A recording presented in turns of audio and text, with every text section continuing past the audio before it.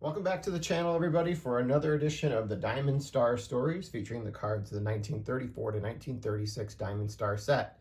In today's episode, we're going to be looking at the last card of the set, at least the base set, not including the high series numbers.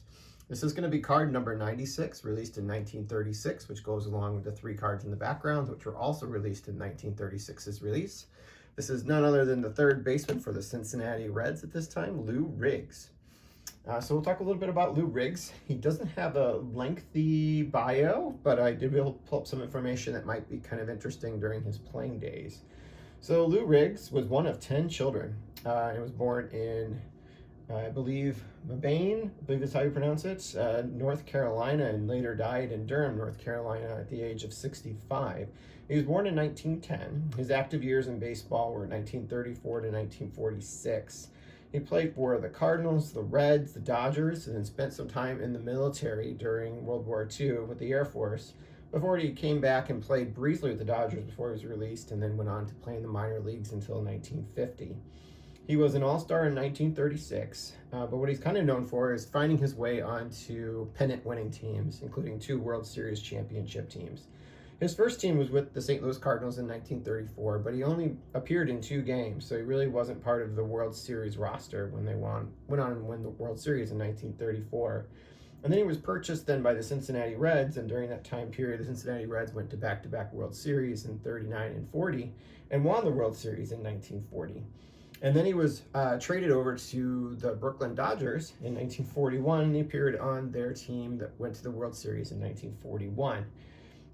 During his playing days, he was a regular player at the very beginning of his career, but not after 1938, where he became more of a backup player. His career WAR is 8.8. He had 650 hits in his career, a 262 average, 28 home runs, and 271 RBIs. Played primarily third base, that he was kind of known for, and he was the third baseman, a backup third baseman during the World Series teams for the Reds during 39 and 38.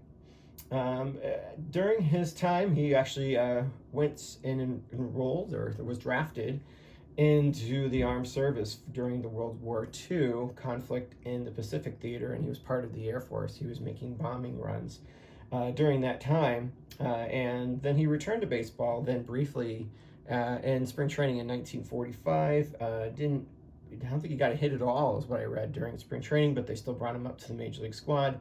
Played in the first game, got hit in the head at that point, and they actually later released him. So he then moved on and played in the minor leagues for the better part of the next 4 seasons. Had some pretty good seasons when he was doing that. After his playing days, he and his brother opened up a shoe store, and where they grew up in North Carolina.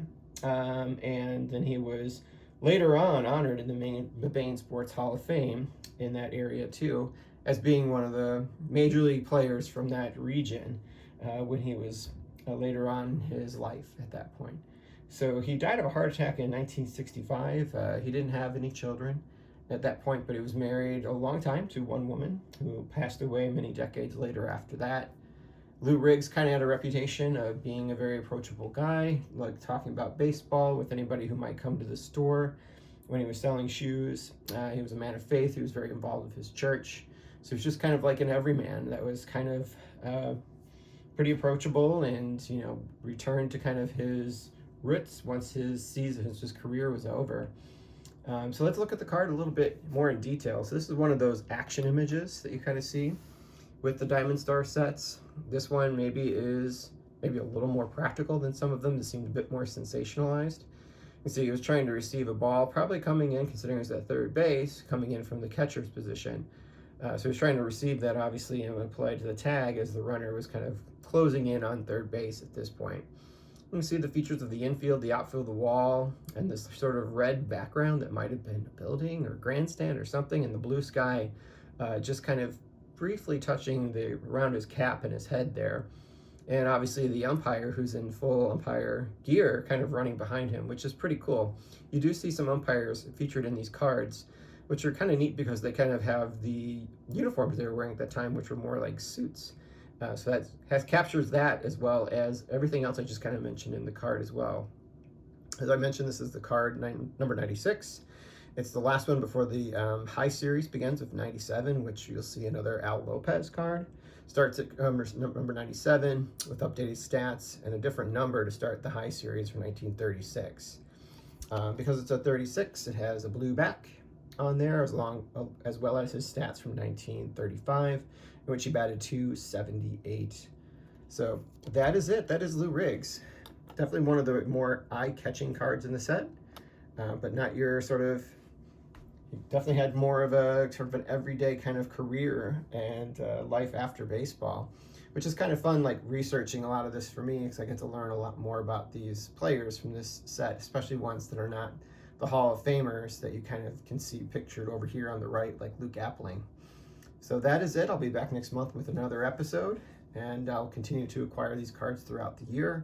I'm looking forward to, at some point, featuring every card that I acquire from this set, and we'll slowly work towards that goal. We'll have another 12 episodes for this year, and this is the first of 12. So have a great rest of your day, and we'll see you soon.